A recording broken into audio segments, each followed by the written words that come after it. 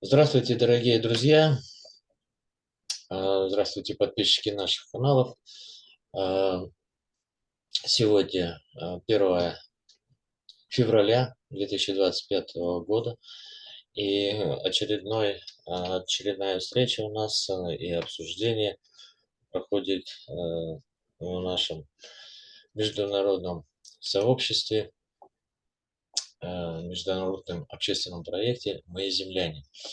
Ну, для тех, кто в первый раз будет смотреть этот ролик, хочу сказать о том, что этот международный общественный проект инициирован был Александром Габышевым, шаманом из Якутии.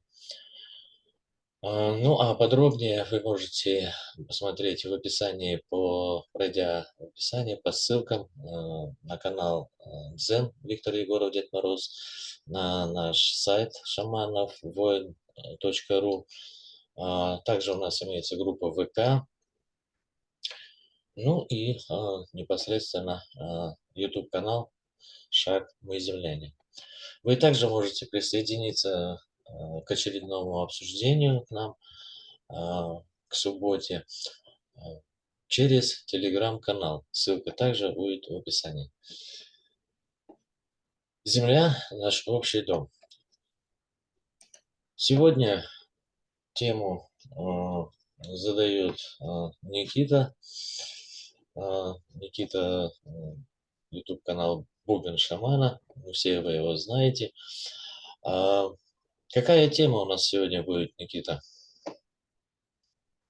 Ну, мое представление, видение будущего, да, нашего, у человечества, у землян, это вот научная разработка, то есть некая социальная теория, или социальная инженерия, как я еще называю, инженерия. Вот, то есть шаман, да, шел мир, менять общество, как ты говорил, что будут какие-то ученые дальше все разрабатывать. Вот. И пока он в заточении находится, я потихонечку изучаю, как лучше изменить систему к более справедливому, вот, чтобы общество развивалось и процветало, а не деградировало и самоуничтожалось, короче. Вот, и я предложил Юрию такой вариант, чтобы сильно не уходить вот в эту, в рассказ, чтобы не доклад был, а работать просто на понимание. То есть, простыми своими словами я буду сейчас чуть-чуть вводную часть какую-то расскажу, а дальше мы будем в диалоге. То есть я попросил Юрия вести, задавать постоянно вопросы какие-то на понимание, но не уходя слишком далеко в детали. То есть где-то я буду сам чуть-чуть притормаживать и говорить, что вот там действительно спорные моменты, и там есть детали, которые надо дальше разрабатывать.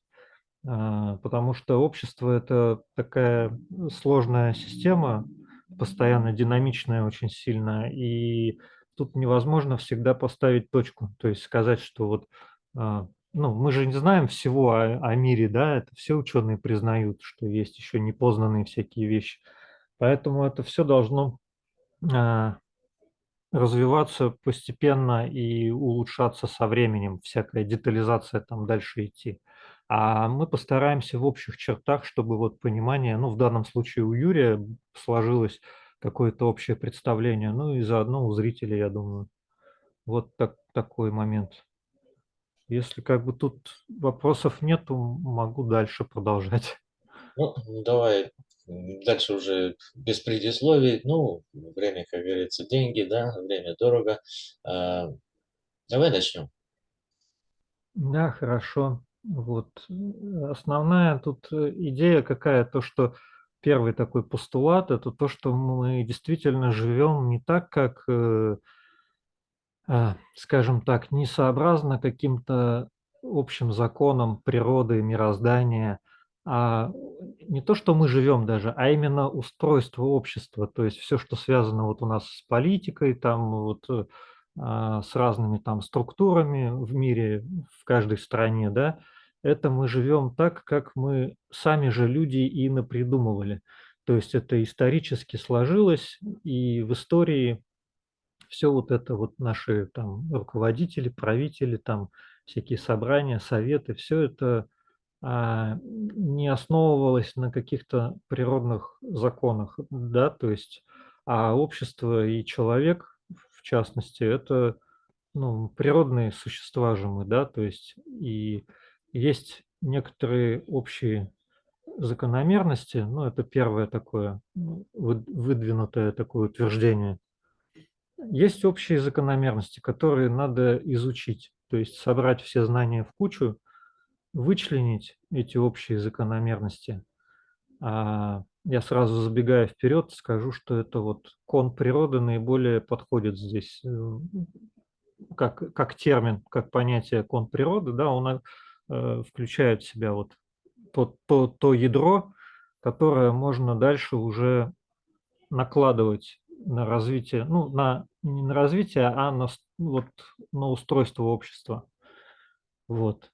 Тут дальше можешь спрашивать, тут, если как бы есть какие-то моменты. Ну, у меня особых сейчас вопросов пока нет. Давай послушаем. Эту тему-то я уже понял, что все, Да. мы живем в природе в первую очередь. Во вторую очередь мы люди, то бишь человеки, да, вот, в этой природе. Ну, а все остальное уже мы, человеки, напридумывали для того, чтобы Ну нам да. было, и нам или кому-либо в основном было это как-то более выгодно, да, понапридумывали всевозможных законов и прочее. Ну Мгм. и, как говорится, вот ведение вот, как говорится, управление этим человечеством. Но опять-таки, кто управляет? Управляют, конечно же, такие же люди, которые вышли из природы, да, ну и как бы, а кто здесь прав, да, назовем так, те, кто напридумывал это, или же, может быть, есть другие альтернативы. А, Ну, давай на слове управления здесь остановимся. Вот ты его произнес, а в этом как раз главное тоже следующий такой постулат или утверждение будет здесь. Управление, то есть это с чего оно началось? Мы полезли как раз искать, вот что такое управление, почему это все применяют и ну, насколько это адекватно и существует ли в природе управление. Вот. И выяснили, что в природе как такового управления-то и нету. Вот. Сейчас объясню там как. Оно появилось, само это понятие, вот его Винер ввел в кибернетику, есть такое вот кибернетическое управление, одна из этих основоположных, так сказать. С него пошел всякий менеджмент и все прочее. Но когда вы разбираетесь вглубь, заходите туда, в самые вот детальки, у нас там как идет управление, начальник и подчиненный есть, да, в природе такого нет. Да. То есть это самая простейшая система, когда два элемента, вот, и между ними какая-то связь идет. Винер назвал эту связь команда управления. Вот. Есть еще обратная связь, но мы сейчас это, ну, не будем углубляться, постепенно будем идти. Вот. И самая вот примитивная система получается, когда один управляет другим, вот она и эту систему, парадигма управления получается. То есть и она связана с эгоизмом человеческим очень сильно, потому что когда у нас эгоистичные какие-то проявления идут, нам хочется себя поставить чуть-чуть выше. То есть убирается, начинает пропадать вот это равенство какое-то, да, такое между людьми. Один ставит выше, другой сразу как будто ниже и должен подчиняться. Ну или там. Вот. А у нас в природе э, есть понятие влияния. Вот тоже можно тут в понятие не будем сейчас углубляться. Это есть как раз вот детализация в этой научной работе, который текст мы в описании Юрий, я думаю, добавит. Вот. Там, ну, все, вот просто отмечу, что будет текст обязательно, там более подробный. Мы сейчас хотим как-то в общих чертах только поговорить. В природе, да, влияние есть, то есть они могут влиять друг на друга, эти элементы, а жесткого управления нету. И а, здесь, ну, как бы вот тут есть какой-то вопрос, нет? Дальше.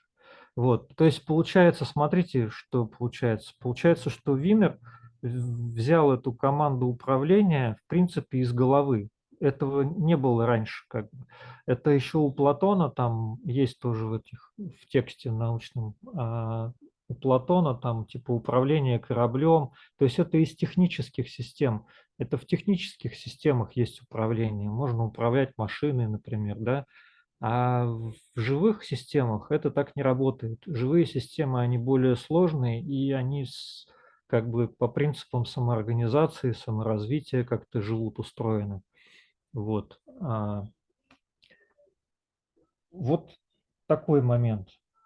Ну, дальше продолжаю или будешь задавать вопросы?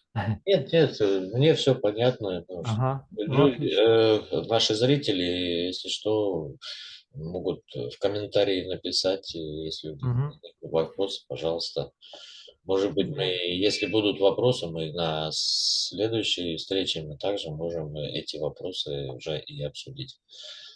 Пока продолжаем.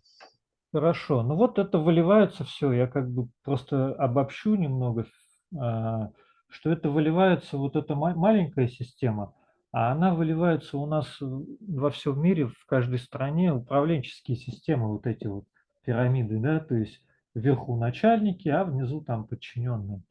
И такая вот централизация вот этой вот власти, она, по идее, как раз и чревата тем, что начинается, ну, когда сосредоточена власть в одном центре, а, плюс эгоистические мотивы всякие разные человеческие, о которых вот я упомянул, оно приводит к тому, что человека начинают зажимать, начинается скрываться информация какая-то, вот, то есть начинается вот эта прочая диктатура отсюда появляется, там всякое и прочее. Вот, и приводит это к кризисам. Вот что главное, то, что вот это управленческие все системы, они, так как они не по природе получаются, да, если в природе мы сказали нет управления, то они нас в кризисы-то и заводят, и войны вот эти все происходят, и оно все раскручивается все больше и больше и страшнее. И мы дальше вот расскажу про обратные связи теперь. Вот, потому что в управленческой системе как раз, да это видно даже у нас по любым социальным каким-то там моментам, что когда у нас от народа идет связь к начальнику, обратная, она не всегда слышится, она у нас тут обрубается, как бы, ну и вообще порой искажения бывают, то есть выстроена какая-то большая сложная там иерархия, по которой невозможно эту обратную связь даже начальнику порой передать, то есть невозможно достучаться до этого верха. Вот, то есть это нас приводит к тому, что эти связи должны быть открытыми, да, то есть это как бы вот я базу подвел. Они должны быть открытыми, информация должна свободно распространяться, и это будет способствовать как раз развитию и процветанию. Вот эти вот все моменты, которые я перечисляю, они являются как раз составляющим того кона природы. Ну вот КП я его так обозначу. Вот о котором я сказал. То есть это какие-то общие такие закономерности, которые присутствуют во всех науках. Они и в материальном мире, то есть и в физике, и в химии, там, в биологии, везде. Вот. И в то же время вот у людей в обществе, и еще даже немного отклонюсь тут, но это важно, даже в мыслительных наших процессах. То есть, когда мы мыслим, у нас самое простое, что мы можем, почему дуальность обычно всегда добро, зло, там вот у нас там плохое, хорошее, это нам так легче. Это самая простая система, и нам мыслить даже так легче. когда у нас два элемента, и мы их там между собой связываем. То есть это аналогия, есть там метод, там прочее. То есть мы сейчас туда не будем уходить. Это вот если у тебя вопросы будут, я там дальше могу ответить. Вот. Вот сейчас бы как бы не заблудиться тут, да? То есть кон природы это изучение естественных как раз различных вот закономерностей, которые нам помогают общество выстраивать. И и вот последнее сейчас скажу теперь, а потом тебе вопросы все-таки надо будет задавать, и вот чтобы я не заблудился. А, Система у нас, мы выявили вот в этой в теории, как бы там логично все выводится, что а, идет одна обратная связь в государстве, если брать государство, например, это преступление какое-то совершилось, вот, кто у нас? Полицейские у нас, например, да, там милиционеры среагировали. Они взяли, поймали человека. То есть система дала свою обратную связь. Это первый уровень. Самый такой простой, это называется быстрая обратная связь. И это я привел пример на уровне общества, но это везде так есть. То есть в среде элементов там тоже такая, каких-то любых. То есть если это как системно смотреть на весь мир, у нас вот так это происходит. Есть связь и обратная связь сразу идет быстро. Чтобы, когда система усложняется, вот общество, государство наше, да, любое, тут может же быть неправильно. Например, полицейский среагировал, дал по голове человеку, а по идее, ну там, слишком неправильно как-то повел себя, потому что он тоже человек, у него тоже своя субъективность присутствует. Для этого есть второй уровень. Это адаптивная обратная связь, так называемая. Ну, я сразу научными терминами буду из этой теории. Адаптивная – это как раз законы, те, кто придумывают законы. То есть мы посмотрели, что полицейский неправильно себя повел, значит, надо придумать какой-то закон. Вот. И вот те, кто придумывают законы, они, получается, это как бы второй уровень обратной связи идет. Он такой более, ну, то есть усложняет систему. Вот. И у нас на этом она, собственно, и заканчивается. То есть у нас есть люди, которые законы делают, пишут, вот, и они, как правило, частные, то есть в определенной сфере там свою закономерность какую-то выявили, установили, но не согласуют ее с другими сферами нашей жизни, да, то есть они не смотрят на весь мир, на все общество, на кон природы, на все вот эти закономерности, они не опираются на эти главные законы, а они только в своей сфере раз там сделали что-то, вот, и написали закон. То есть появились вот как бы, ну, суды у нас, политики вот эти все. А, и теперь вот самое главное, это что предлагается сделать обществу-то, ну, как бы, чтобы выйти из этого кризиса общего, методологический кризис, он так называется в социальных науках. А, Мы поняли, что нужен третий уровень обратной связи.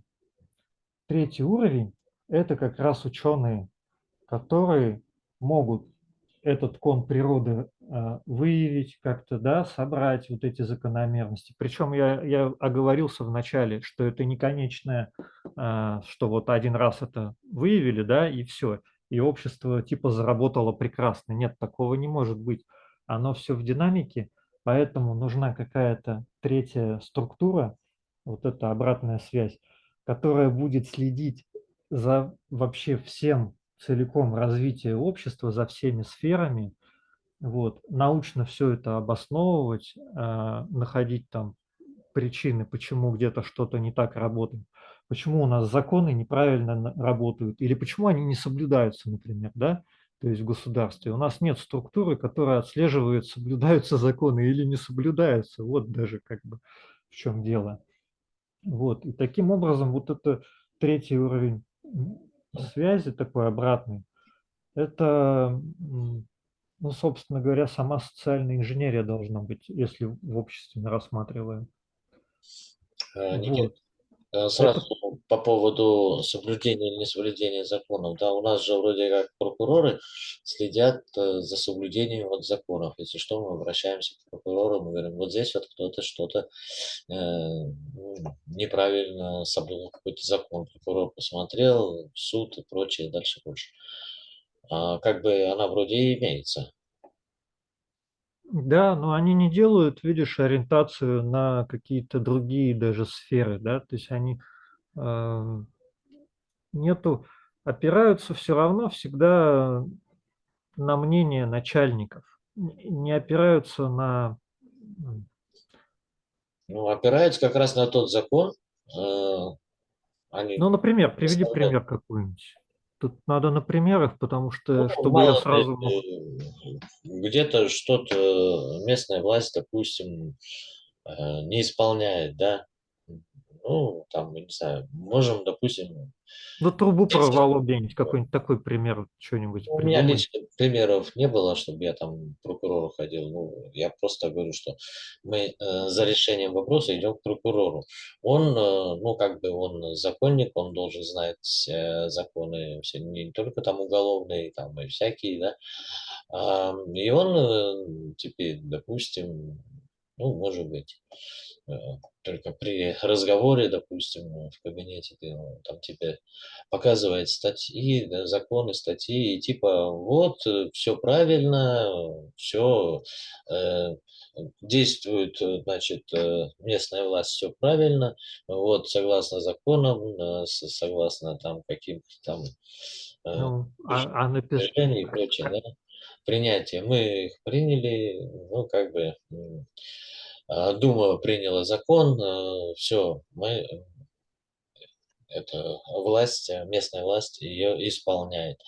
Э, И, как говорится, ну, что, А на что они опираются, когда, а когда если, при... допустим, находится что-то, они проверяют, да, вы можете подать в суд и прочее, и тогда дальше уже больше уже суд решает, э, правомерно или неправомерно там какая-то местная власть что-то по отношению к тебе совершила. Ну, это как бы вот в двух словах пытался, но я Ну надеюсь. да, ну видишь, вопрос сразу у меня тут, а на что они опираются? То есть мы Опять-таки на закон. постоянно спрашиваем, ну а нет, не в том дело, что на закон опираются, да, они исполнители.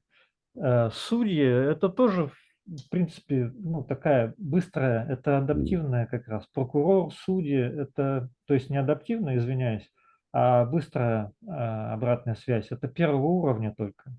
Вот. Второй уровень — это как раз то, что я тебя спрашиваю. А на что опираются те люди, которые законы эти придумывают? На что они опираются-то, по сути? Ну, если говорить о Непонятно. том, на что они упираются, это тех людей, которых туда поставили законы придумывать, э, предварительно они избираются народом, да, и говорят народу, что, допустим, я вот приду э, законодательную власть и буду вот продвигать такие-то вот законы. Вам это нравится? Голосуйте за меня. Потом люди проголосовали, да, наверное, будут хорошие законы, наверное, это нам поможет в нашей жизни. Ну Ну, и то есть, видишь, все, наверное, все ну, как-то, опять-таки, да, но это все голословно, то мы же то слышим. есть нету Мы же не оснований-то, вот видим в чем проблема. готовых решений от этих э, людей, которые пытаются в законодательное собрание, да, попасть. Они говорят только что-то, вот мы вот за природу, мы там еще за что-то. Ну, короче, каждый в своей сфере, типа.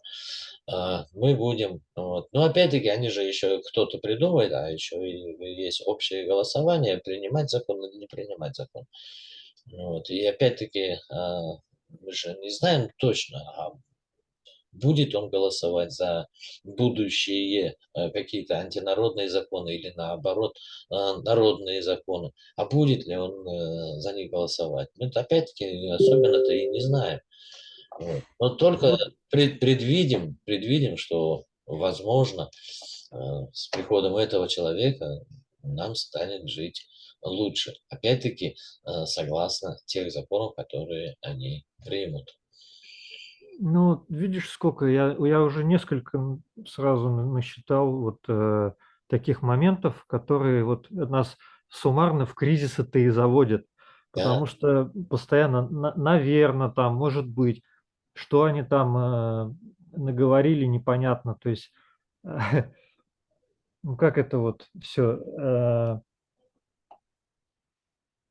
А, Опять же, та же вот сюда же добавляется то, что я говорил про управление. То, что мы привыкли, все люди живут, мыслят у нас в большинстве именно вот в такой парадигме, что есть начальники и подчиненные. Вот это вот, очень сильно мешает в результате.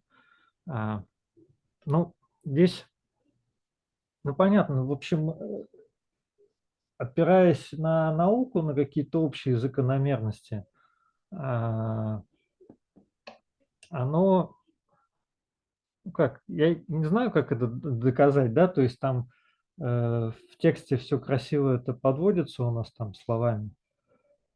Я просто вспомнил сейчас параллельно по поводу соборности, собственно, а что можно противопоставить, да, если я, например, сейчас вам здесь рассказываю, что управление это не очень хорошо, но на самом деле управление, э, оно не должно как бы замениться.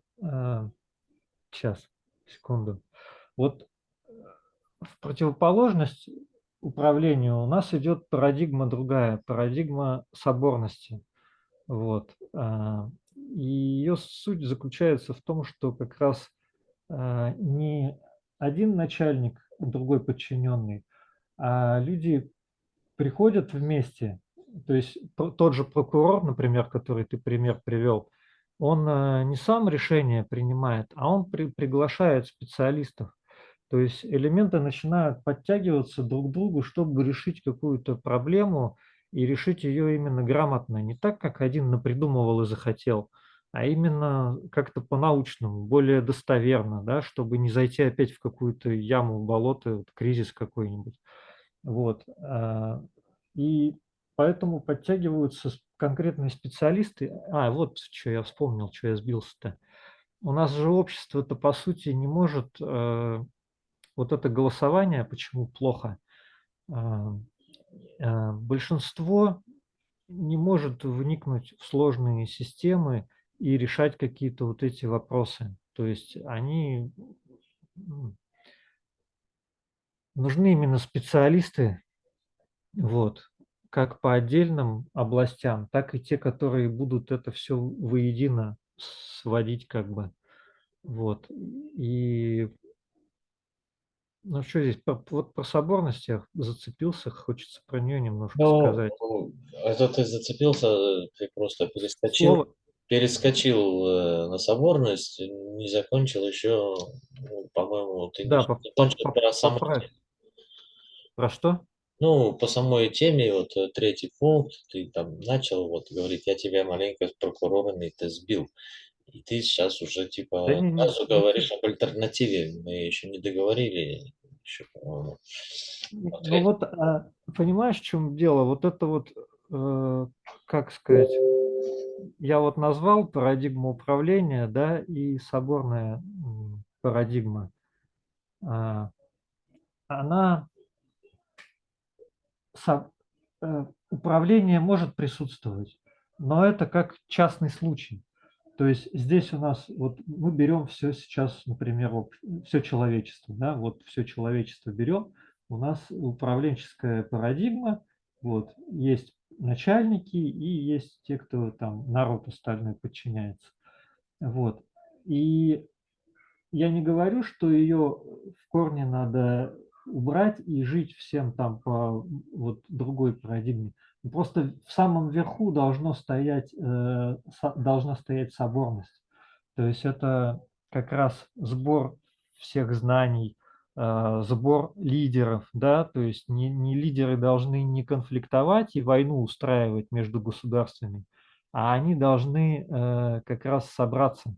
То есть не говорить там где-то в комментариях журналистам, типа вот там этот там президент плохой, и мы там поэтому его атакуем, а вот они там то-то и это. То есть вот эта вот конфронтация, конкуренция постоянная, это эгоистичное, опять же, проявление, повторюсь в третий раз. И это, как сказать, ну это разделяет, опять же, разделение идет, конфронтация. А соборность, она, почему мы взяли это слово-то? Вот еще что надо объяснить. Забыл я сказать, что вот эта парадигма соборности, она не без религиозного оттенка имеется в виду, а именно в научном смысле, как бы вот в системном, от слова собирать, собор, сбор, да, вот. И у нас в этой разработке есть в тексте ну, как бы исторические примеры. Вот. А в исторических примерах у нас даже в России было вот, напомни мне, как, какой там был у нас, Земский, да, Земский собор, когда собирались представители из разных регионов, и они решали как раз задачу вот дальше. То есть не каждый сам князь там пытался одеяло на себя перетянуть, а они как-то был вот это вот объединение, что ли, элементов и объединение мозгами, знаниями, вот, и решалось. То есть пока они не решали вопрос, они там не расходились. Вот, то есть это вот вечевое, копное право, это то, что в истории. Я сейчас, как, может быть, сумбурно немножко все вот это накидываю, но в тексте оно все структурировано. Мне тяжело сейчас воспроизводить именно вот прям по полкам все. Некоторые вещи я забываю сразу, некоторые вспоминаю, поэтому вот так вот в общих чертах. Но вот это вот в самых общих чертах, в принципе, пожалуй, я все сказал. Еще есть такой момент, например, опять же, его можно добавить в кон природы, то, что сложная система, ну, когда есть, например, система и какая-то, есть надсистема сверху, которая по управленческой даже, например, парадигме должна вот управлять. И она не может быть э, проще. Она не может быть проще, чем вот эта подсистема, потому что она должна в себя включать знания целиком об этой системе, вот. Она должна в себя включать знания о том, как эта система реагирует там со внешним еще миром, да, не только как она внутри там работает, а еще как она работает, соотносится с другими системами. И вот это управленец этот или управленческая какая-то структура, да, она должна быть более сложно организована. Это тоже закон, ну, для развития и процветания. А у нас в жизни сейчас бывает, что просто, ну, даже, грубо говоря, начальника возьмите какого-то, он, может быть, его там сына какого-то, да, посадили в кресло чьего-то, и у него нету этой сложности, у него нету этого представления о том, как там все внутри работает, и как он может управлять эффективно. Ну, никак. Вот поэтому и тоже, опять же, деструктива много очень в жизни нашей. Вот. Ну, понятно. А, ну, я думаю, что для начала, может быть, достаточно. И если у тебя еще есть пару слов, может что-то сказать, я думаю, Ну, я думаю, тоже я согласен, да, что это для старта достаточно, чтобы длинный ролик сильно не делать, людей не загружать, Вот, если будут вопросы в комментариях, я постараюсь ответить. Ну и текст, конечно же, там в тексте гораздо все более насыщенно, и примеры есть, и ссылки есть, то есть все очень хорошо сходится. Могу добавить такой момент, что вот это понимание системное, и как вот что есть соборные вещи, которые объединяются как-то, подчиняются общим закономерностям, а есть управленческие проявления в жизни нашей. Можно вообще вот ходить прямо по улице и накладывать, вот я уже вижу эти примеры повсюду, как оно проявляется. Вот это очень полезно, везде может как бы помочь. И все. Вот сила вот в этих взаимосвязях именно и обратных связях. То есть должно быть открытость, информация должна очень хорошо летать туда-сюда. А, Все. Ну, да, и единственное, хочу только сказать нашим зрителям о том, что если будут вопросы, задавайте вопросы и, как говорится, не одним словом, там, развитие мысли, чтобы мы могли понять более, чтобы понятно уже было нам прочитать и ответить. Но обязательно поставьте знак вопроса в конце, чтобы видно было, что да, непосредственный вопрос к ну, данной теме, допустим. А, ну, а на этом, думаю, сегодняшнюю беседу мы закончим. Всех благодарим за внимание.